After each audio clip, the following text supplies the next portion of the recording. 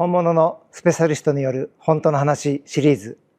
今日はここトリノにある GFG オフィスに来ています。そしてなんとファブリツィオ・ジュジャロさんに今日はお話を伺いたいと思っています。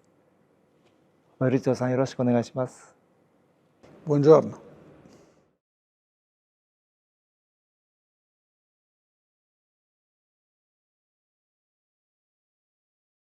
Sono entrato in questo mondo del design dell'automobile già da quando ero piccolo, perché mio padre mi coinvolgeva già nei suoi progetti per farmi vedere ovviamente i suoi progetti, e ho avuto la fortuna di girare il mondo e soprattutto il Giappone. Il Giappone mi ha attratto molto per la sua sintesi, la sua volontà di fare cose innovative, non solo nell'automobile. Però sì, ho cominciato che ero veramente molto piccolo. Allora, il Giappone in generale ha una cultura estetica molto vicina alla nostra italiana, cioè più di sintesi, più ragionata, più logica, molto logica. E quindi in generale c'è questa, diciamo, somigliarietà di cultura che ci favorisce. Ma la cosa straordinaria del Giappone nei progetti automobilistici e anche di design è che il cliente giapponese è più aperto all'innovazione, è più abituato all'innovazione, mentre in Europa i progetti che ho fatto per case storiche sono sempre stati più tradizionali. Quindi in Giappone ho potuto sviluppare di più la mia fantasia, e soprattutto in progetti molto difficili come per esempio le key car, che qua in Europa non abbiamo.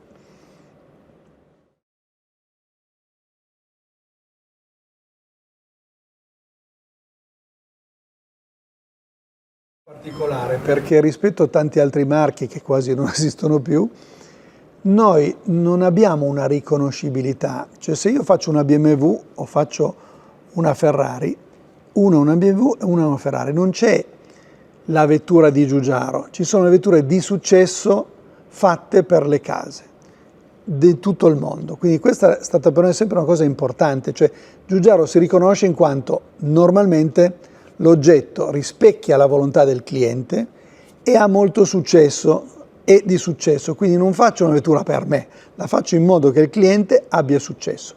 Quindi lo stile si adatta ogni volta a seconda della diciamo, cultura anche dello stesso cliente. Così riguarda anche un po' trasmettere la nostra italianità e interpretare la nostra volontà di essere innovativi, ma allo stesso tempo di fare attenzione bene a quello che è l'identità del cliente. Soprattutto è perché lavoriamo molto e seriamente, quindi non abbiamo le intuizioni, io perlomeno di notte sogno, assolutamente no, mi metto davanti al problema, e questo è un metodo proprio che arriva dall'automobile, che abbiamo applicato poi in tutti i campi del design e appunto dell'architettura, quindi viene fuori dal fatto che si cerca di capire bene il problema da affrontare. Non esistono, per il nostro modo di lavorare, ispirazioni notturne o perché vedo una statua o perché vedo la natura, assolutamente no. È un lavoro meticoloso e creare, come dico sempre, lo stile quasi in maniera ingegneristica, proprio metodica, attenta, e stimola la fantasia. Allora è importante che se facciamo una bella BMW, è una bella BMW disegnata da Giugiaro, cioè non deve essere una Giugiaro, è una BMW. Quindi è importante che noi tutte le volte sottolineiamo prima l'identità della marca, poi viene bene perché ci impegniamo molto e abbiamo sempre fatto così. Ogni tanto delle marche che hanno meno storia, come è successo in vetture che non hanno appunto come la Hyundai per esempio, non aveva storia, l'abbiamo creata. Quindi quando si deve creare un marchio, allora abbiamo la possibilità di fare qualcosa di diverso. Ma quando sono di fronte per esempio a una Bizzarrini, io devo tener conto della storia di Bizzarrini, quindi farò una bella Bizzarrini, sì, certamente firmata a Giugiaro col nostro tocco, che normalmente dà bellezza e successo.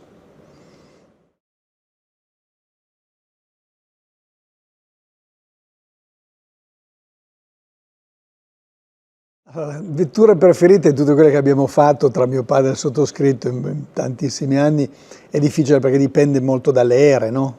Possiamo dire che negli anni 60 la Bizzarrini è ovviamente una delle vetture più affascinanti negli anni 60 che mio padre ha potuto fare, e la Bizzarrini che uscirà nel 2027, quando sarà per noi un oggetto importante e rispecchierà il momento. Poi io, guardando nel mio passato, la BMW Nazca che ho qua è stata la mia prima vettura che ho fatto completa, e da questa io poi ho potuto sviluppare tanti altri progetti. Quindi diciamo una Bizzarrini degli anni 60 di sicuro, la mia Nazca degli anni 90 e il futuro con la nuova Bizzarrini Giotto.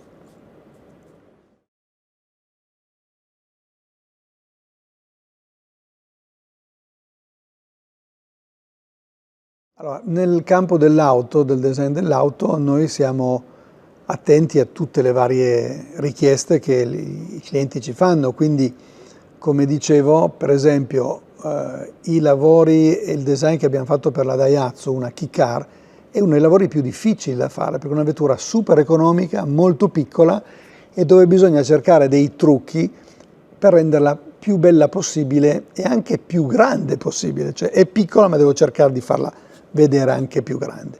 Poi le vetture invece sportive per me sono più facili perché non è un grosso problema economico, è un problema di bellezza pura e di prestazioni e quindi anche di aerodinamica.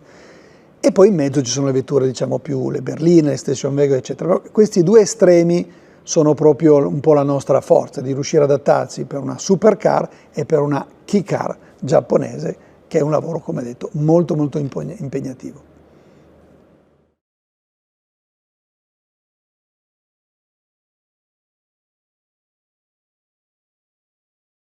Allora, ovviamente ho avuto la fortuna, ancora oggi, di lavorare con uno dei più importanti designer dell'auto e non solo del mondo, quindi la mia fortuna è di essere cresciuto con qualcuno che è tuttora uno dei più famosi e importanti designer del mondo. Cos'è che mi ha trasmesso? Una cosa molto importante, non il fatto artistico, il fatto creativo, ma il metodo. Per fare l'automobile molti designer, molti ragazzi sbagliano direzione, e io ne vedo molti.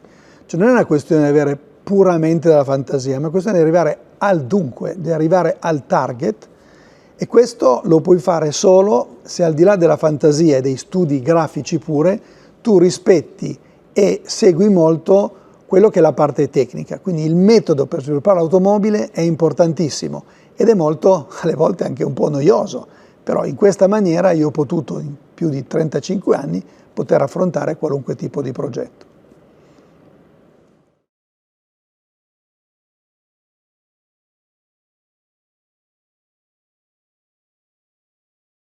Allora, abbiamo realizzato per Volkswagen due vetture per due scopi molto precisi. Una era per battere, e che ancora oggi, il record di velocità sulle 24 ore, non le 24 ore di Le Mans, 24 ore di velocità a 322 km orari di media in 24 ore, quindi la macchina ha girato 24 ore, è ancora oggi un record non più battuto, ed è stato fatto nel 2002.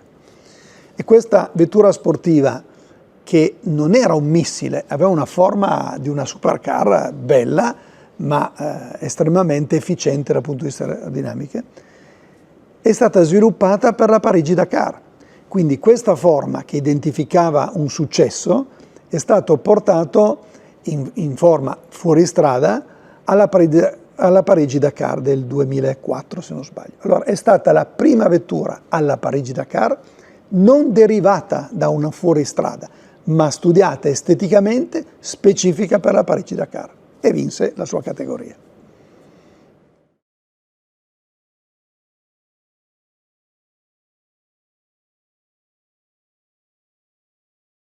Allora, per la prima volta nel 2002, derivata da questa vettura che ha fatto il record di velocità, è stata trasformata per vincere la sua categoria nella Parigi-Dakar. È stata la prima volta che la Parigi-Dakar, una corsa fuoristradistica impegnativissima. La vettura non era derivata da una vettura di serie fuoristrada, off-road, ma era una vettura sportiva dalle linee nuove, innovative. Oggi è abbastanza normale, ma sono passati 20 anni.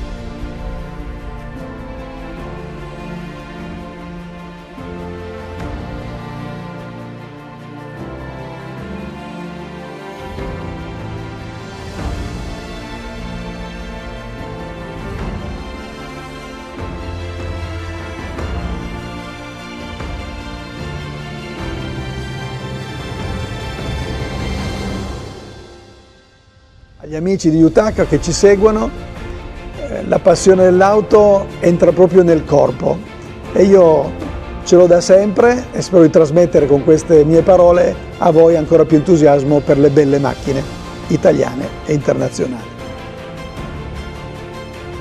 Grazie mille. Domo arigatou gozaimasu. Arigatou gozaimasu.